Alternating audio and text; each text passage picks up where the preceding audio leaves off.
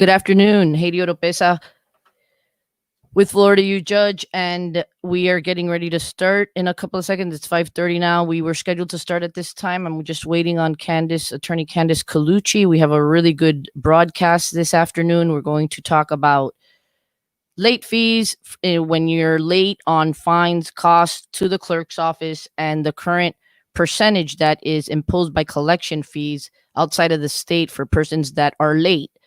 That results in a driver's license suspension. It's an incredible hardship. There are people who are not wealthy, full of money in the bank. And so we're going to address this and we're going to present facts. I'm an attorney, Heidi Oropesa, and Candice is an attorney as well. So we're going to be very factual.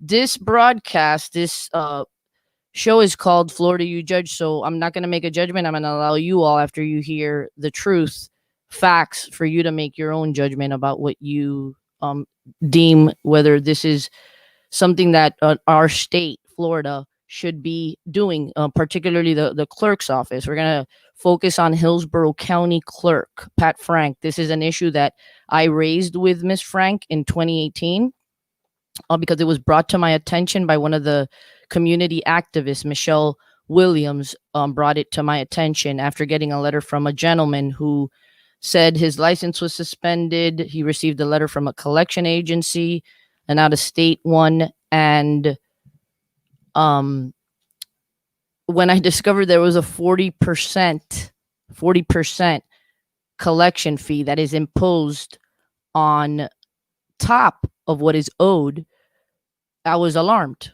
It's a lot of people are alarmed. I discussed this in 2018 with colleagues, attorneys, and they were some people can't even believe it. They tell me, what? 40% on top of the amount that's owed. And so, yes, that is the case. Again, I am waiting for Candice to jump on the segment, and we're going to get started with today's discussion. We have a call-in number that's going to be available also for you to call in. I'm going to continue this discussion on Saturday. Me and Michelle Williams, community activist, we're going to have a 10 a.m. Show that will be live, where we will be discussing, giving commentary on headlines, and we will be taking call-ins during that hour-long show on Saturday. Please share, particularly if you're in Hillsborough. I have very good news for you. I think that this discussion is going to be really good and informative for people, particularly if you owe fines to the clerk in Hillsborough and you have your license is currently suspended, and what you owe seems insurmountable, a large amount of money that you have to pay. I think I have good news for you this afternoon. And Candice is with me now, and I'm excited to see her. Hi, girl. Hello. How are you? Good. You're okay. So, I see how the name just came up. That needs to be edited. I wonder how I can change that. With Candice Rojas Colucci? Yeah, but it came up with a small case C. So just go in and edit it. You can inside the settings there. Just hit the screen, and you'll be able to do that. Oh, let's see. Ooh, an exit full screen. It's not letting me. Share screen having issues. Did you have to, when you hit the link, did you have to hit enter broadcast? Mm-hmm. Okay, so then log off. Okay. Log off. Just log off and then log back on.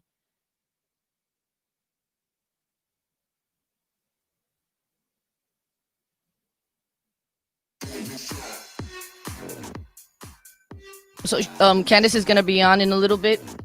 She's figuring out how to perfectly put out her name on the bottom of her screen so you all know her name. I promise you, this is going to be a very informative broadcast. You should tell your friends, family members, anybody that you may know that resides in Hillsborough County. We're going to be talking about fines that the clerk's office collects, and when you're late, they send it to outsource it to collection agencies out of state. And you might be surprised. Maybe you already know this. I doubt it. A lot of people don't know this, but the collection agencies that Pat Frank has been using for a long time now charge 40%. So in other words, if you owe $1,000, they're going to take 40% of that $1,000 and they're going to tack it on top of the $1,000 that you owe. And that's what you would owe in order to pay off that bill, that amount, that debt, to be able to reinstate your license. Okay, good. Fixed. All fixed. Awesome. Perfect. Okay, so let's go ahead. Oops. Wrong overlay. Okay, so again, good afternoon. Hey, Oropesa. I've had a good rest. It's been a while since I've been on doing a broadcast. I'm excited. I'm refreshed. I had a nice little rest. And you look nice and refreshed and rested, Candace. Me and you, we're slaying all the time. Every day. It's been busy. I got a little bit of a cold. Oh no! Did you get your flu shot? Did you get your flu shot? No. Oh my god! I got my flu shot. What do you mean no? No way. I don't need any of that in my body. Okay, so I want to start off. Thank you for those of you that are tuned in already. I'm excited. I want to start off with a very amazing verse that I always recall every day, because this is how I think spiritually we should have this type of walk. And I know I'm excited to hear, Candace, you told me the other day you had a phenomenal verse on your office wall and you're styling and it's artistic. Somebody, you contracted with someone to come in and to paint a powerful verse. What is that? I did. It's Proverbs 22:1, and it's a good name is more desirable than great riches. I love it. Yeah. Very good, girl. Yeah. So I've tried to make it really clear to people that are part of our firm that our reputation is number one. It's never up for sale. So okay, so these are the two books that I have. You're right. That's true. It's never up for sale. That's a good one. I've turned away clients like, yeah, I'm not going to be used for that. You can go search another attorney. Thank you very much. The two books that I have on my desk here nearby, the Word of God and the Constitution. So here's a real good one. And this is apropos for what we were going to be discussing this afternoon is whoever is generous to the poor lends to the Lord and he will repay him for his deed. That's Proverbs 19:17.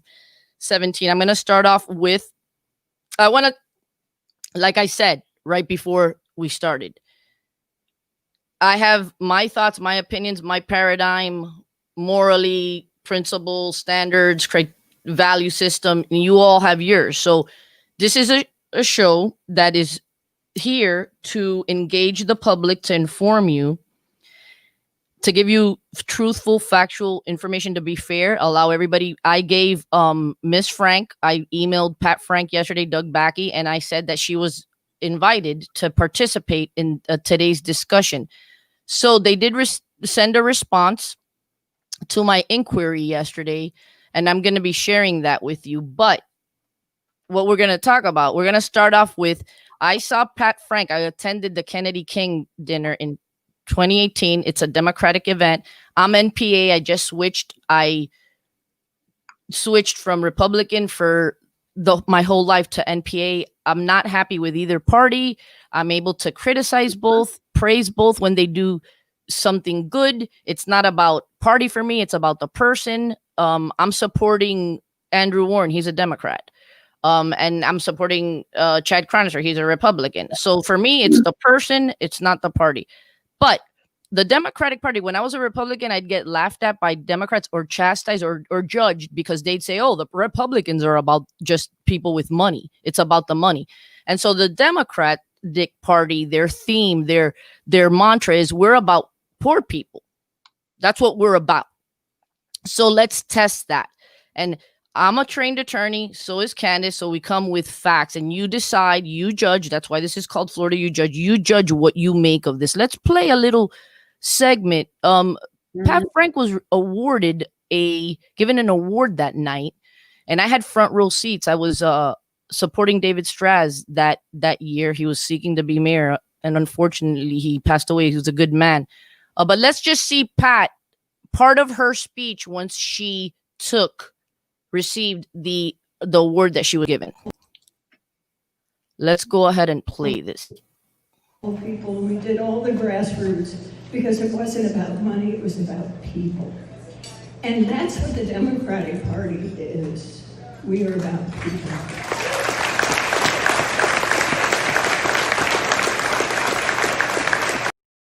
Okay, so there she is, Pat Frank, saying that she's not about money, she is about people.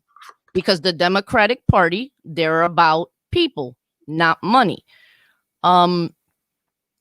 So let's in 2018, Michelle Williams, she's a community activist, very well known locally.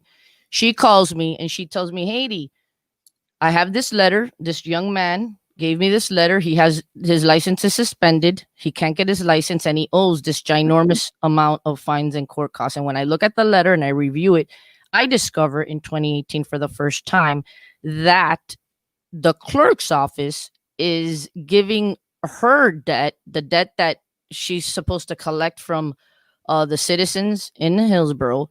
They're not paying, so she sends it off to Penn Credit and Lineberger, two different states. She outsources it. They collect 40%. This is the statute that she uses, Pat, to be able to do that. It's so if you're a Floridian, you vote, you need to get in contact with your representative, your senator. During the election just in August, some of the primaries, I spoke to Kevin Beckner. Unfortunately, he didn't win, or he didn't win. Unfortunately, he gave a statement. I asked him to respond to this, what we're going to be discussing this evening. And he gave a response. It was a good, positive response. I'm going to be keeping an eye on Cindy Stewart, who won. She was put up to, I think, to run because of some, I believe, for those of you who are political insiders or who follow politics in Hillsborough, you'll know that in 2016, Kevin Beckner, he criticized Pat Frank because of a reportage of Mike Deason, a very well-respected reporter, an investigative, hard-hitting reporter who brought out information about issues related to Pat Frank's absenteeism from her office. Well, because she did it that year and there was something she was going through, some of the political clique, members of the clique in Hillsborough, they took issue with that, and I believe they castigated them and propped up Cindy Stewart as payback. You don't do that. You don't touch poor Pat Frank. That's a no-no. Even though you're saying something that Mike Deason, who worked for Channel 8, I believe it was, and he goes through thorough. He says he was on my show this year and said what they go through to vet and scrutinize to make sure they don't put anything out there that's not truthful. It's pretty thorough and a rigorous process that he would put through to make sure that all his facts were solid and truthful.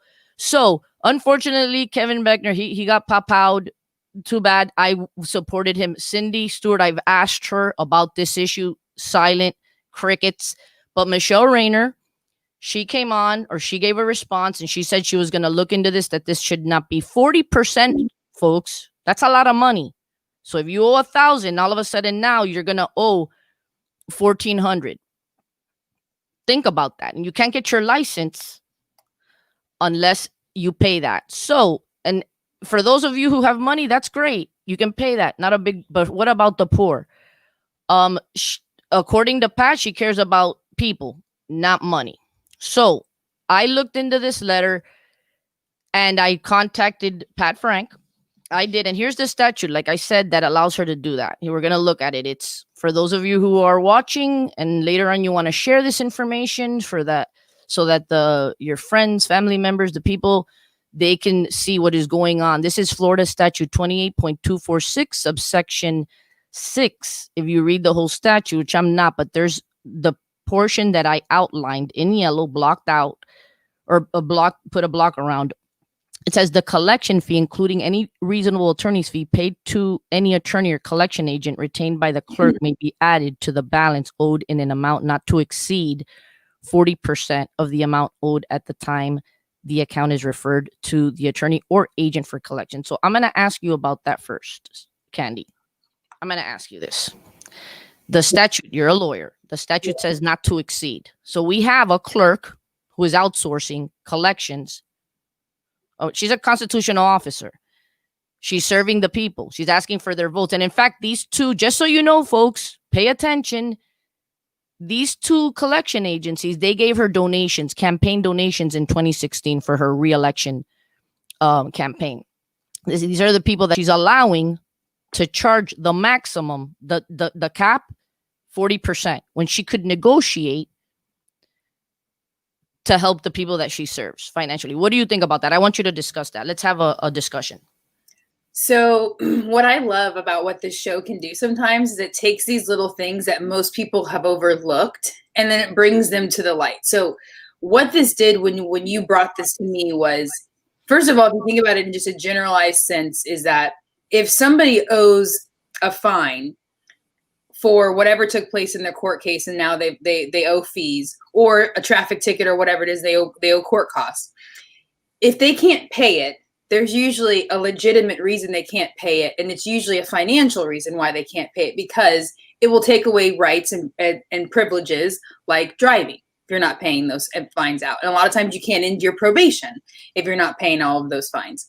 So to find out that what we're doing with that balance that's owed is we're adding that the clerk has the right to add on top of it an administrative fee, a collection fee, if she sends it to a collection agency, is already in and of itself just, it seems to be like it's going to slow down the process of them becoming, reinstated or whatever the situation is, because obviously they've already had the financial issue. So to find out that the most the statute allows is 40%, and I would just see it from almost a business perspective, that if you're going to outsource that to other companies, a prudent business person would think you're going to negotiate that and try not to get to that max of 40%, which is almost adding like literally 50% of what's owed. You're adding it on top of it. I mean, that's a massive chunk of money that you're saying that has to be paid as you're holding their privileges, whatever it is, hostage from them. When you negotiate, you're a negotiator. You do civil and criminal. Do you start off at the top? Like, let's negotiate for Floridians and for the people that I serve in Hillsborough County. Let me go right straight to the top without negotiating and starting at the bottom. What is that prudent negotiation? I mean, I would say no. I would say that we write statutes and we try to be as giving as we can when we're writing them. So when I hear something like it cannot exceed 40%, I would imagine 40% is the max. And if you're getting near 40%, you're probably not in line with really what they wanted. You should have probably been a little bit lower than that. That's what I would think from a business perspective, from a equality perspective and a financial availability perspective to the people that are trying to pay off those fines. To tell them it's 40% is already kind of just blows my mind. But then to realize that you could have worked with those numbers and that the max was 40% and that's what it is, it just seems to be, it seems to be unfair, and it seems to be like it's an effort to not get them back to where they should be if you're adding so much fines at the end of it. If you can't even pay the amount owed, how are they going to pay? We're talking, if someone can pay, they'll pay it, right? They need their license. They're going to have their license suspended. Then they're going to drive around because they need to work, and they're going to subject themselves to the risk of being arrested and taken down to the pokey. So these people are desperate to get their license, except they don't have the financial means to pay. And so what I think was so interesting about this, and I think that the viewer should understand, is that you brought this up a very long time ago. And we discussed this a while ago. So you have a whole entire backstory. But what brought this back to the forefront? We're going to talk shortly about. Yes. It was interesting, is there was an article where it comes back into play, because now we're talking about the amendment that's going to allow the felons the right to vote as long as they have come into compliance with all of their requirements. So, and as we've learned with this article with Tampa Bay Times, was that about 80% of all of the felons who would be eligible to vote as long as they have adhered to all of their requirements, 80% of those the thing that is stopping them are those fines and fees that they owe to the clerk of court.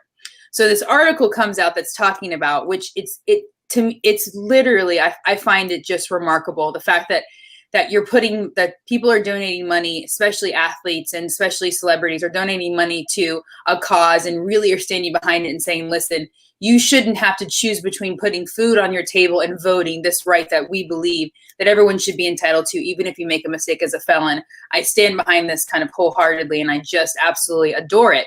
So this article talking about that Hillsborough County has gotten $1.5 million donated to them to put towards those fees in order to get those people the right to vote. And then it was almost like a slap in the face, because you're reading it and then all of a sudden you hear that Hillsborough County Clerk has said, we are going to, it is within our rights to take 40% of what's owed. Okay, but so the viewers understand chronologically. Let's lay this out. 2018, community activist gives me a letter. I realize what is happening, what we've been discussing. Mm-hmm. I seek to help. I contact Frank. She initially ignores me and ultimately responds. And I email her, and I'm going to most likely, once this broadcast is over, embed it in Florida You Judge blog, FloridaYouJudge.com blog. And I'm going to go ahead and link these, scan these emails and link them so that the public can read them for themselves. But I tell Ms. Frank in 2018, again, I ask, how is it beneficial to Floridians for clerk offices to transfer court fines costs owed to Hillsborough court system to outside state agencies such as Lineberger, Gogan, Blair and Sampson, and Penn Credit? Some of the cases I have run across are being charged 40% on top of the total amount owed, including poor people who cannot pay the original amount. How is that okay with you? Is it because campaign reports for your 2016 election campaign show that attorneys for these collection firms donated campaign contributions to you? Is that the benefit? Contributions to re-election campaigns? Why won't you answer how Florida benefits from outside firms being used to collect these debts, and why they cannot stay in the clerk's office so that they don't create a greater burden to poor people? Poor people who then risk arrest, jail, because they have to drive to work to make a living. If they can even find work but cannot get their driver's license because they cannot afford to pay these outrageous amounts, do you even care? Or are Democrats who criticize Republicans for just being about the rich just a nice sounding but shallow talking point? She responded to that because we heard from her mouth in the video clip that it's about people, not money. She said, I'm going to condense it because it's a little long, but she says, look, when people, they have a traffic fine or an obligation, we send them a notice. If they haven't complied, if we get no response, we tell the DMV, suspend their license. They haven't paid. They're given 90 days. After 90 days, they're sent to the collection agencies, those two firms that she does business with, and who she says in the email to me, they're authorized by law to charge 40% of the penalty. Is that a true statement? They are she's authorized to negotiate up to 40%. They're not authorized. She authorizes them as a constitutional officer, head of that office. She's the one that authorizes. She could say, Candace, let's be real here. How many people would want to compete to be able to be the collection agency for the clerk? And do you not think that there's collection agencies out there that would do it for less than 40%, 30%, 20%? How you bid out work. That's the concept of like a government official bidding out work. It's literally trying to find the best deal based on the fact that you've got this availability to give to people this work for them. And so are you bidding it out in the right way by looking at all the options and going, listen, I know it can be up to 40%. You're at 40, he's at 30, he's at 25, you're at 32. Okay, well, maybe we should figure out the difference between the two, and then let's go with the one that's most reasonable to the people. Okay, so she sends me that response in 2018, and I go, okay, so what do I do? I pro bono because I wanted to help some of these folks. And Michelle Williams, she coordinates this forum where all the persons that she's addressed her community about this issue to, they start contacting her saying, I also owe money. I don't have my license. I need help. So she does a form, asks me, can you help? Pro bono. I said, absolutely. After getting the email from Pat Frank saying, you know what, it would be nice if everybody can pay. They're given this option to work it off. They're given a payment plan. Here's the other thing that I asked her. I still haven't gotten a response from her. It's another email that I have, and I may go ahead and link that. Anyone can call 813-221-9700. I can email you the actual emails, forward them to you. 28.246, it says, in pursuing the collection of such unpaid financial obligations through a private attorney or collection agent, the clerk of the court must have attempted to collect the unpaid amount through a collection court, collections docket, or other collection process, if any, established by the court. Find this to be cost effective and follow any applicable procurement practices. I still don't know what they have even brainstormed and tried to create that you need to comply with the statute in order to do what they're doing. So I'm still awaiting an answer for that. But let's get to the article. I go ahead and I start filing motions for hold on, what happened here? I'm going to show this. Look at this. I blurred out faces just to protect the privacy of persons who attended this forum, but that room was packed. I was there that evening. It was nighttime. Now, this is the forum that you did about people who had these fines where that's right, and wanted pro bono work, helping them to file motions. So this is going to turn into the most interesting coincidental kind of the reason why. I know, but you see this room, a library in Tampa that activist Michelle Williams rented or reserved. That room was packed with people saying, my license is suspended. I need help. I can't pay this. So what I did is, on some of them, I was able to file a motion asking county court judges to recall the debt that the collection agencies were holding, send it back to the clerk's office so that they can pay the original amount. Most of the time I was successful. There were some judges that said, I'm not doing that. So those people were out of luck. They were out of luck. I spent time. I'm a busy person. I'm mindful. I try to help when I can, particularly as a faith matter, when scripture is saying, help the poor. Help the poor. That's the mantra of the Democratic Party. We're for the poor. We have a heart. Our heart bleeds for the poor. Okay? So I was doing this. And so this is the thing why we're here tonight, because it astounds me. That's why the public is, a lot of Americans, people, they just don't trust politicians anymore because their actions do not match what they say. It's a nice slogan. It's a nice thing to say to get people, oh, become a Democrat. Come with us. We love the poor. We'll help. Okay. Profile. That's what it is. It's the concept of a dating profile. Everything looks all nice and it's all being sold to you in the best package. And then when you get in there, you're like, wait a second, that wasn't anything that I saw on the outside. Okay. That's really what it's turned into. So what happens? Because I have this historical information, because I was involved, I'm there giving time of my busy time, going at night to a forum, spending hours filing motions. And then what do I learn this week when I read an article? This is what I learned. With those? Did the some of them got their license back. Some of them, the court said, look, yeah, bring back the debt to the clerk's office, and so that the 40%, they don't have to pay the 40% on top. So you send it from the collection agency, bring it back to the court's jurisdiction, and then they don't have to pay the 40%. So that's what you were asking for. And I got that. I got that at times. Some courts agreed and said, yes, let's help them. No, they were like, no, we're not. We can't bring it back. We can't take the 40% off. No, some courts said yes. Some courts said, yeah, bring the debt. I filed the motion. I bring them. Huh? Did anyone say no? Did anyone not? Yes. Okay. A judge that I actually like. You had some courts, after you'd filed the motion, asked for the 40% to be waived. Mm-hmm.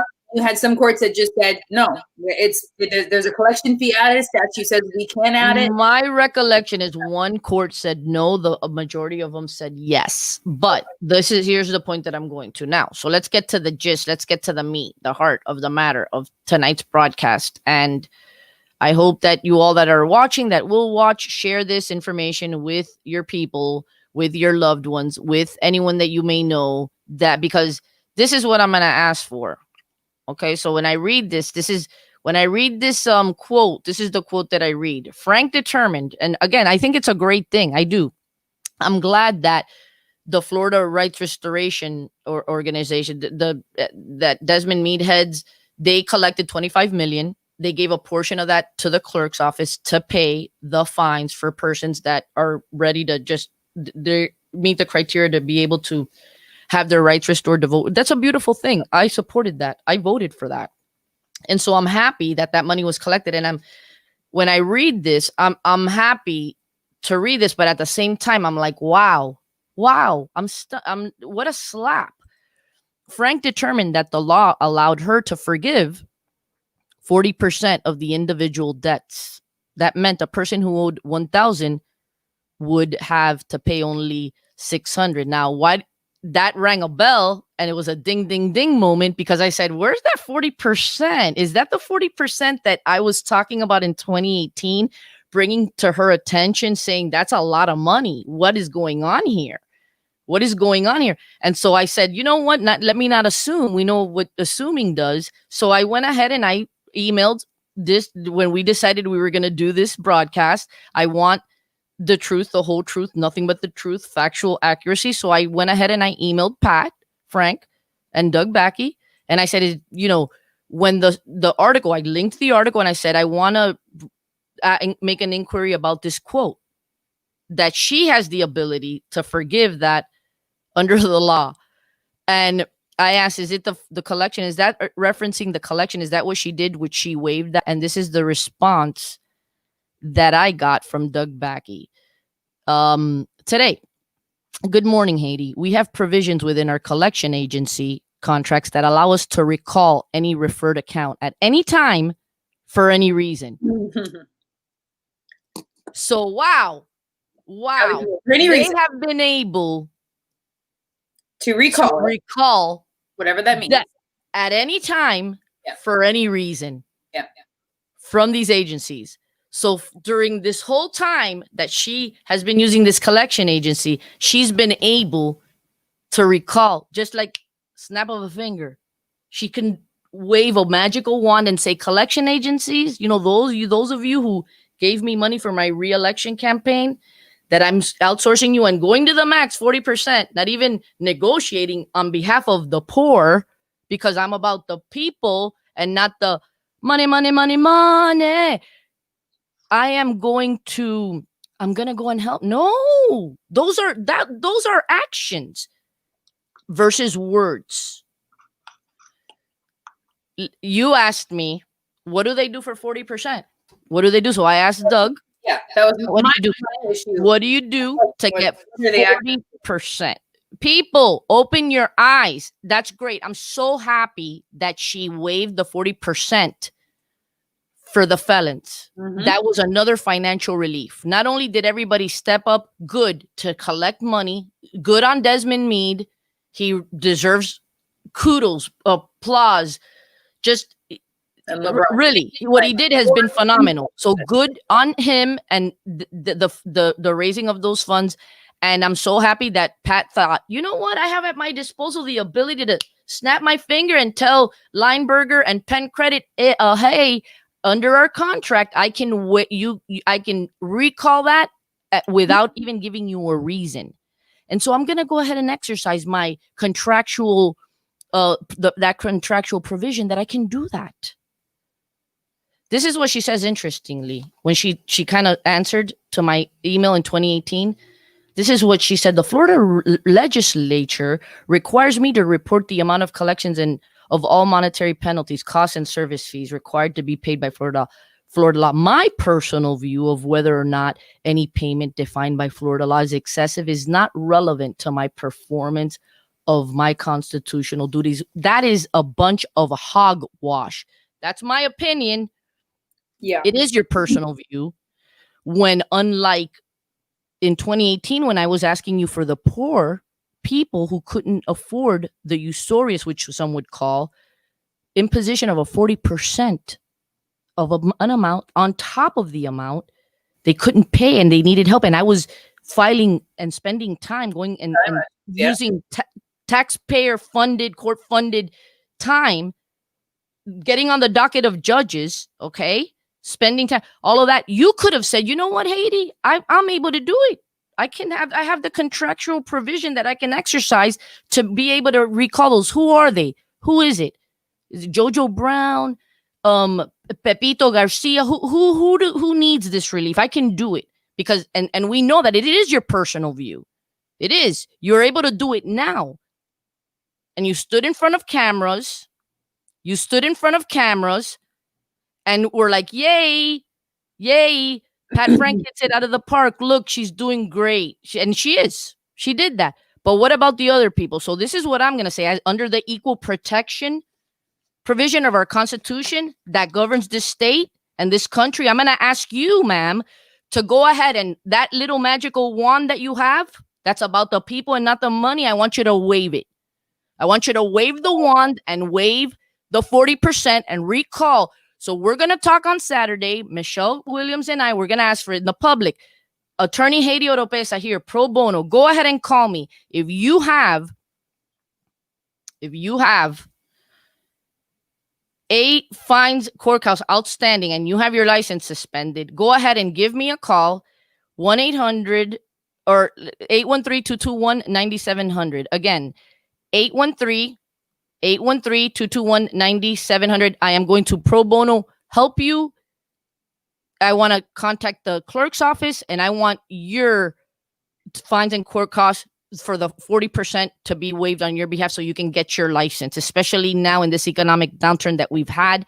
Please call me, because if it was done for felons, for them to vote, and like presumably, I don't know, they're investigating Bloomberg thinking, oh, you're doing voter fraud because you're paying for people that he doesn't even know how they're going to vote. He's not buying votes. He doesn't even know. He's assuming, oh, because they're stereotyping Black people and brown people like we're all Democrats. That's what the assumption is. So that's it. Oh, if we go ahead, how many people did the article say? Did you read it? Like, how many here in Hillsborough were the beneficiaries? Huh? I think there was 1,000. Okay, there you go. They're thinking those 1,000 are probably going to vote Democrat. So you know what, Miss Frank, it is your personal view of whether or not it's excessive. It was your personal view now, because if not, why would you have waived it if you didn't think so? You were trying to bring financial relief. So I say that under the equal protection clause of our Constitution, I think you should, that same benevolence that you had with them should be equally shared by those who are not seeking to vote, but who want to be able to drive, to work, to be able to remain gainfully employed, to provide for their family. Because you know what, after all, Miss Frank, it's about the people for you, not the money. And it's your turn, Candace. And I will tell you what I had the most problem with. It's what the issues that we keep on having is not treating people equal. That's where we are. That's where we are here now, based on whatever the reason is. It's where is that equality at? And so when I find out that she has waived the 40% collection fee on just specifically the people that are trying to reinstate their life, their rights so they can vote, that becomes an issue to me to think about. Why are you choosing those people? What about all the people who have sob stories, say that I need my car in order to be able to drive my family, in order to be able to provide financially, and you've charged 40% a collection fee? And I've asked this question before, which I'll pose the question again.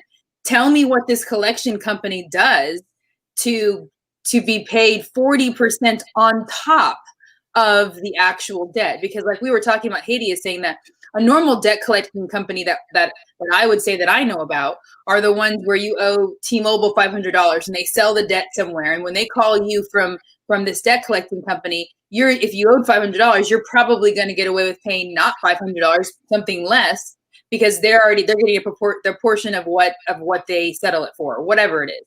It's usually not, hey, you owed us $1,000, but now you owe us $1,400, and we're not going to settle it for anything lower than that. So to already be adding to the actual debt is an issue in and of itself to me. And then for it to be a 40% on top of it, I would just say if they're getting paid 40% on top of it, what are their actual duties? What are they doing?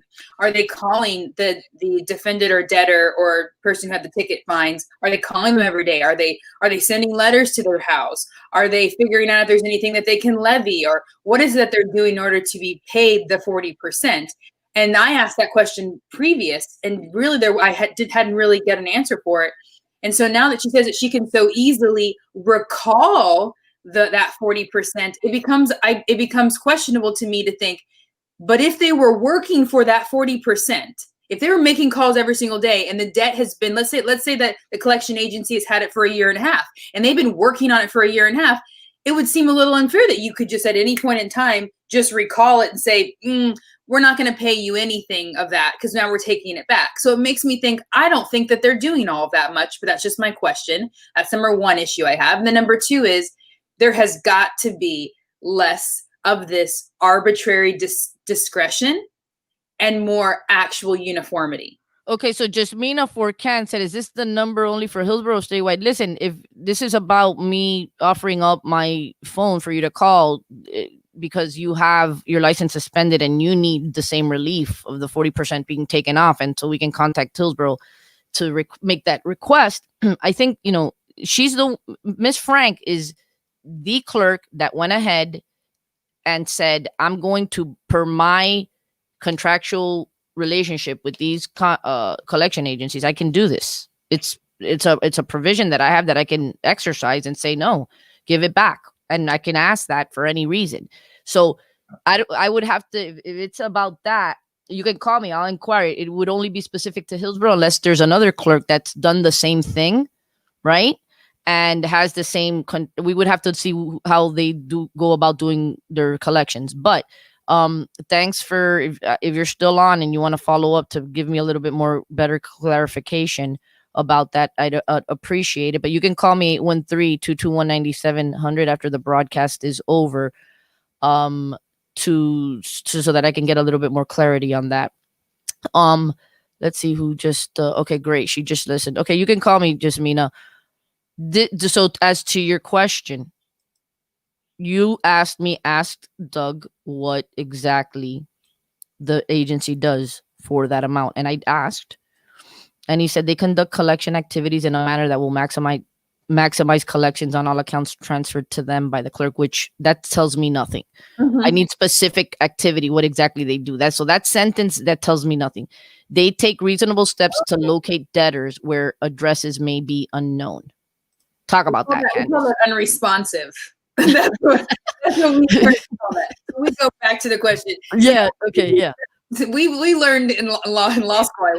I love cross-examination. I was clear with the way I asked that question. I'm going to try it again. So, what exactly does that mean? It was the most vaguest of answers, which I would say. And I think if you start getting phone calls from people who have a debt and and there has been a 40% collection fee, I would love for you to be able to ask them those questions. And we ask the public that question. Have you gotten phone calls from the collection agency? What, if anything, has any collection agency ever done to communicate to you about that debt?